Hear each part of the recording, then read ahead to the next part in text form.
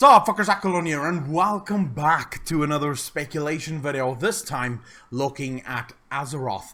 Now, of course, I've spent a ton of time speculating about Azeroth, her already corrupted presence, the fact that she is perhaps completely corrupted by this point, and that the old gods have won. But something I've never speculated about, that... Okay, so maybe I should just very quickly explain to you guys what have happened. So over the past few weeks, I've been reading a shit ton of H.P. Lovecraft, right? I've been devouring his books, even going so far as to get an Audible account so that I could get all of his books on audiobooks. So I'm reading, I'm listening, I'm going crazy for H.P. Lovecraft, and can I just say, what a fucking writer. Alright, while I'm nowhere near finished with everything that was inspired in the H.P. Lovecraft books, there is a few things that stood out, and a few things that is kind of shaping a brand new speculation thread. Now, for those of you that is kind of familiar with H.P. Lovecraft's work, to you a lot of this will make sense. To those of you who isn't that aware and that familiar with his work, please tell me if you would like to know more. If you would like me to go into a lot more detail on the different characters and the different old ones, the elder ones, the elder folk that lived in the H.P. Lovecraft universe. If you want that, I will definitely do that for you. However, in this book, we're going to take a very specific look at Azeroth. So before we jump too deep into this, it is very important to note that one of the things that makes World of Warcraft perhaps the most successful game of all time, especially in terms of lore-rich character and just what the game has to offer for lore buffs, is Blizzard's tendency to use lore, mythology, and religion throughout the world. So our actual universe is a great inspiration for what happens on Azeroth on a daily and monthly basis, right? But one of the things that makes Blizzard even better at this is that they will borrow from a specific source, and then they'll use that as the backdrop and changing things around so that it still feels fresh and it doesn't feel like, oh my god, Odin and Helia is just kind of rehashed. We know the story all too well. You know, we do get a new feel of a very, very old story. Now, this is exactly true with H.P. Lovecraft, and I'm going to start the video off by explaining N'Zoth and his kind of identical twin inside the H.P. Lovecraft series, to explain to you why Blizzard takes and borrows from whatever sources make sense at the time. Right, so we all know that N'Zoth is the final old god that we have yet to see, yet to encounter. Now, N'Zoth does have this identical twin that I spoke of, and before we get to Azeroth, I very quickly have to explain Cthulhu. Now, Cthulhu, to me, everything I read about Cthulhu, it just jumped out at me. This guy is the inspiration for N'Zoth. Now, it is said that Cthulhu arrived on Earth, of course, in the H.P. Lovecraft series. He arrived on Earth countless millennia ago, and there he encountered the Elder Ones. Now, the Elder Ones are said to be some kind of extraterrestrial species that existed on Earth long before Cthulhu and his people arrived there. Cthulhu's people, or his kin rather, was described as this octopi people, this thing that looked a lot like an octopus, I guess, would be the best way to describe it. But Cthulhu and the Elder Ones, or at least Cthulhu's followers and the Elder Ones, they waged war for millennia, until finally peace was established. Now, what happened then was, the Elder Ones and the Cthulhu people, if you would want to call them that, they decided that the Elder Ones would get dominion over the sea, and dominion over the old land masses of the earth, including the Antarctic, and then Cthulhu and his people would get dominion over the new areas, the areas that rose up out of the South Pacific. Now, unfortunately, at some point, no one really knows whether the Elder Ones had any hand in this, but at some point the landmass that Cthulhu called home sunk into the South Pacific, and there Cthulhu lies dreaming. The line that they use here is, "In the house at Orlais, dead Cthulhu waits dreaming." Right? Cthulhu is a great old one of great power that lies in a death-like slumber beneath the Pacific Ocean in his sunken city of Orlais. He remains a dominant presence in the eldritch dealings on our world. Now, it is said that Cthulhu, even though he is dreaming, he's still influencing the mortal races, helping them along their evolutionary path, helping them with different ideas and different instances of our world and how they need to deal with this. But they're all patiently waiting. Cthulhu and his followers are patiently waiting for the day that Orlais once again rises up out of the Pacific Ocean for a permanent time, right? So then Cthulhu will come back and he will rule over Earth. Now, if that doesn't sound very much like N'Zoth and the story of N'Zoth, then I don't fucking know what sounds like N'Zoth, and then you would have to inform me about this great N'Zoth theory that you have, because it is also said that N'Zoth is currently writhing in his prison during the book, of course, that we just recently discovered on the PTR. On page 2, it says, "Last night I dreamt of two great armadas clashing upon an ocean of blood. Shadows writhed beneath them, rising, rising. I smiled in my sleep." Alright, so rising. So we constantly hear this. We constantly hear about N'Zoth waking up. And when he wakes up, the Xal'atath, for example, the Blade, he constantly tells us that once we see the immense city of Ny'alotha, that is when we'll know that nothing we have is even worth mentioning. He speaks about the great ruins inside Stormheim, the great pillars and the great statues that we built for the Titans. He says they pale in comparison to Ny'alotha. Now, Orlais is also said to be a hideous stone city, immense in how it was built, and this is where Cthulhu and his followers are currently sleeping. It is also referred to as a sleeping city. Now, of course, this video isn't about Cthulhu. It's not about N'Zoth, Yogg-Saron, or about Cthulhu. It is about Azeroth. Now, hopefully by the end of this video, you're going to understand why I infer to Azeroth, excuse me. It is Azeroth after all. But why I am scared out of my fucking mind for what is coming next in World of Warcraft's expansions and the expansions that Blizzard might have in store for us, which is truly fucking disturbing if H.P. Lovecraft is to be believed. However, I wanted to give you a final quote just to show you how much of Blizzard's inspiration comes from the H.P. Lovecraft, specifically when it comes to the Old Gods and the Pantheon. Now, the Old Gods and the Titans, the reason I include the Titans here is the Titans are not actually from H.P. Lovecraft. However, in H.P. Lovecraft, the Pantheon is Old Gods. They are the Pantheon. Now, make of that whatever you will, but we know that the Pantheon draws some inspiration from all over the world with different mythologies, really influencing the different Titans out there. But that is something for another day. That is not something we're going to be examining here. But see if you remember this quote. The quote is from Necronomicon, and it says, "That is not dead which can eternal lie, and with strange eons, even death may die." The quote is meant to describe the immense power of Cthulhu, and that he is outside of death, of life, of what we know of the universe around us. Yogg-Saron, of course, had a similar whisper, "Even death may die." This is from his puzzle box. So, just a little bit of an aside, we can think about that until the next video. However, let's get into this Azeroth business. Right, so if you remember previously I made mention of Azathoth. And you might have thought in that moment, Accolonn, it is pronounced Azeroth. Azathoth would be you having a fucking stroke. I'm not having a stroke, I do promise you.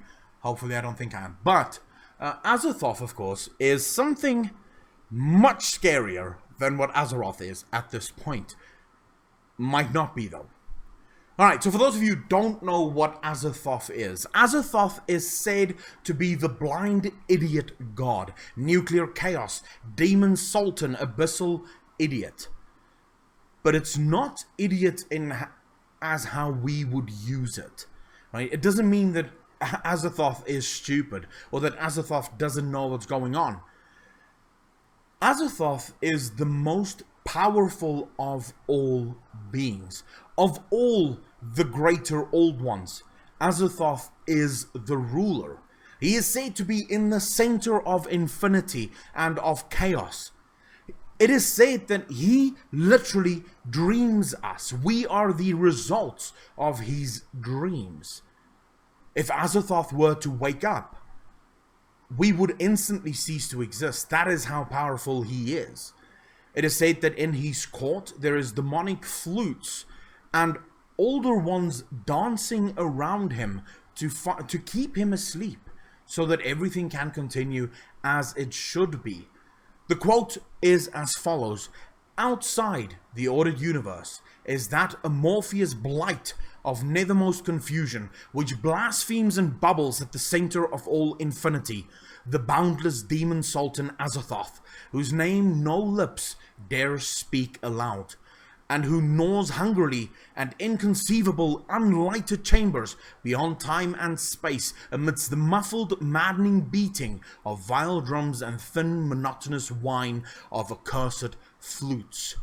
Right, so that is the quote from H.P. Lovecraft in describing what Azathoth is. Now, one of the things that is important to note about Azathoth is that he does seem to be able to warp reality around him, and he is omnipresent. So he is everywhere at once, and he has the ability to warp reality, to change reality so that we see what he wants us to see, rather than we see things as it actually is.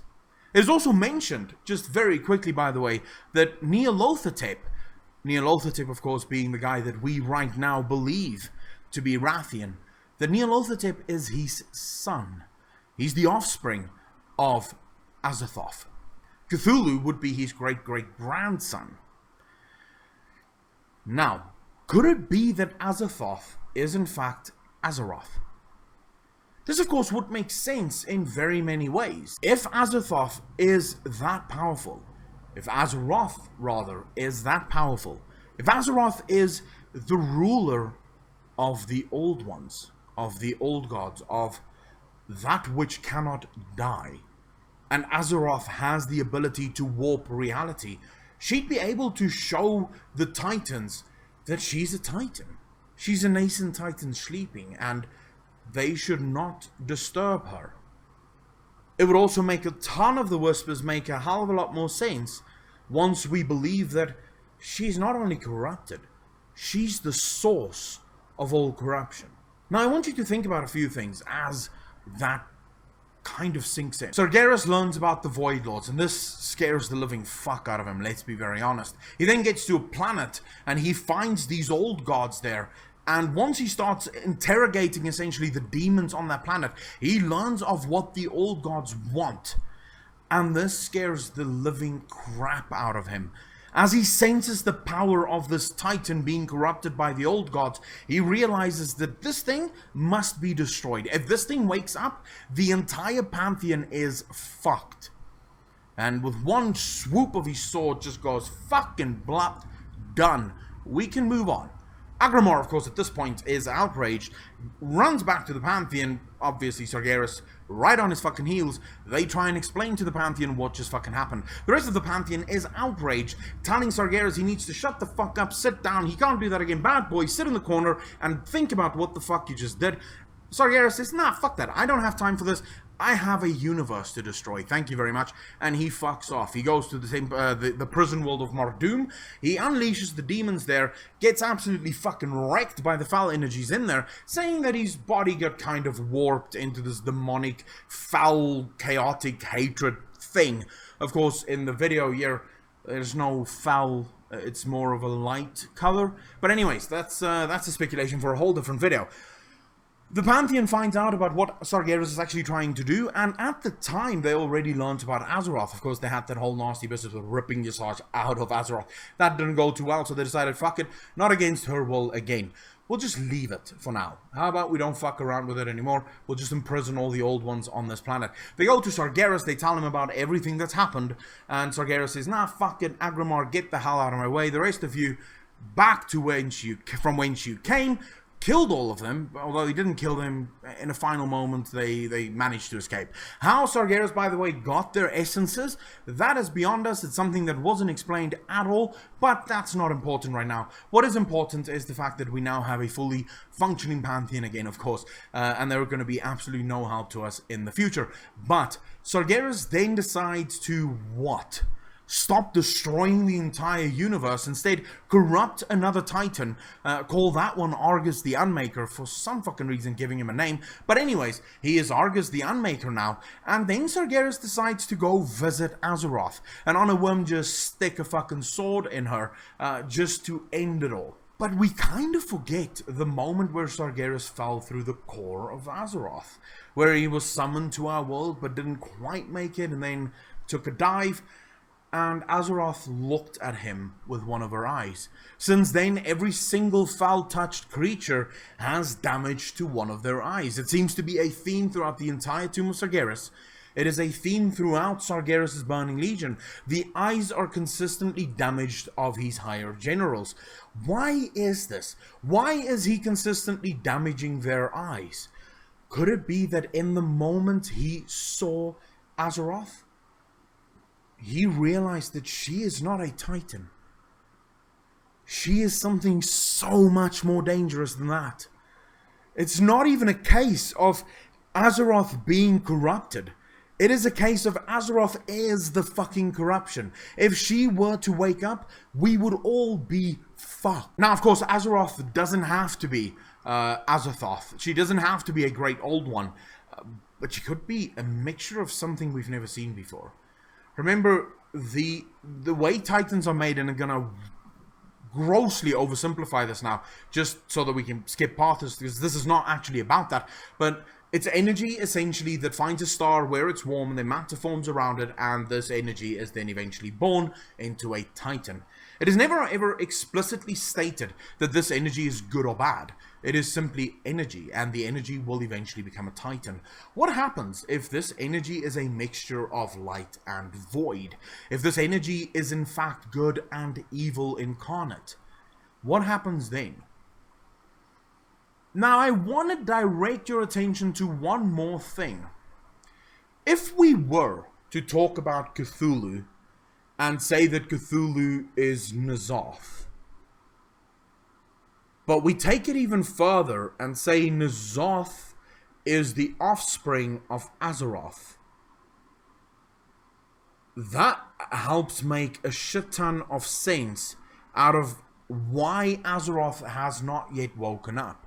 With all of this corruption happening around her, with the fact that merely 10,000 years ago, Azeroth opened her eye and looked at Sargeras. I mean, if she's nascent, if she's sleeping, why would she open her eye? Why would she look at Sargeras and then just return to her slumber as if nothing has happened? If she has the ability already to talk to Magni, to give us instructions on what we should be doing, then is she not ready to be born yet? Why isn't she being born? If she knows that the old gods are there to corrupt her, why isn't she waking up? And of course then the great answer, or the great question becomes, what the fuck happens to us once she wakes up? Now, the Whisper, the King of Diamonds has been made a pawn, is one of those whispers that's been keeping me up for fucking days. Because, actually weeks now, of whom? Who is the pawn? Who is the master that's pulling the strings of the King of Diamonds? It makes sense once you believe it is Azeroth. If Azeroth is Azathoth, if Azeroth is the greatest old one to ever live, and just by the way, Yog-Sothoth, which might have a big inspiration on Yog-Saron, Yog-Sothoth is the gatekeeper, but also said to be the co-ruler alongside Azathoth. Now, if Yog-Saron is the gatekeeper, he's the gatekeeper of death. I mean, he says it in his encounter, look upon the face of death. Look upon the god of death. He calls himself the god of death. Essentially, I believe this means that he is the gatekeeper of death. When anything that dies passes through him into the Shadowlands. And if Azeroth is in fact Azathoth, then the Shadowlands is powering Azeroth. The Shadowlands gives Azeroth the power that she needs in order to eventually be born. Her heart is a crater and we have filled it. Now, her heart is a crater and we have filled it. Up until now, I've been looking at this as Azeroth's heart is a crater, and we know there's a few craters on Azeroth, and we have filled it, essentially meaning, you know, we have corrupted it already. But what if it's much more symbolic? Her heart is a crater and we have filled it. In other words, we are in her heart. She loves us. We are her children. We are the ones who fill her. I'm not entirely 100% of that on that theory, by the way, but it is just part of the speculation game because Blizzard won't give us more information. So we're left here going fucking insane. It's lovely, is it not? And then at the hour of her third death, she will usher in our coming. As I said in a previous video, she will usher in our coming. This is interesting in that it doesn't suggest that it is against her will. It suggests that she will willingly usher in their coming, right? At least that's how it reads to me. I might be wrong. You might have a different theory around this, but that's how it reads to me. That in the hour of her third death, she will usher in our coming. So she will make sure that we are finally born to walk among her, or to walk with her among the stars. Now, there's a ton of other whispers that we're going to discuss in the videos coming about Cthulhu, about N'Zoth, Yogg-Saron, and all that. For example, to find him, drown yourself in the circle of stars. I am starting to believe that this is not so much where it is, because I am almost certain that it is the circle in the sky of Deepholm. I'm almost certain about that, but I believe it refers to the state of one's living as you enter through it. Drown yourself in the circle of stars means kill yourself. If you drown, you are dead, right? Drown means dead. It doesn't mean you are drowning, great for you. But drown yourself in the circle of stars means kill yourself in the circle of stars. So I believe that if you were to kill yourself before you enter into the circle of stars, that is how you find him, your creator, whoever is behind that door. I believe that is how you find him. But that's stuff that we'll get into much, much later. And then the final whisper here. Its surface blazes bright, masking shadows below. I believe this is talking about the wells, essentially. The well of eternity, the sun well, the night well. Its surface blazes bright, masking shadows below. We know that these wells are essentially the product of the lifeblood of Azeroth, the immense energy and power of Azeroth. Now, it blazes bright, so it looks extremely beautiful and as if it is light incarnate. But it hides the shadows of Azeroth herself. It masks that which Azeroth is. She is not good. She is not of the light. And if if H.P. Lovecraft's Mythos or his story about Azeroth is to be believed, she can alter reality.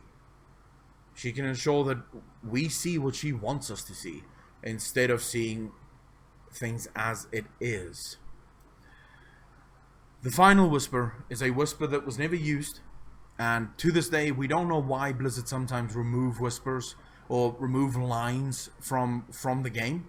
We do know that the line was meant to be in this encounter, but it never made it in. What pointless impudence! We share a master. Now, in that line, we don't share a master. You fight for N'Zoth.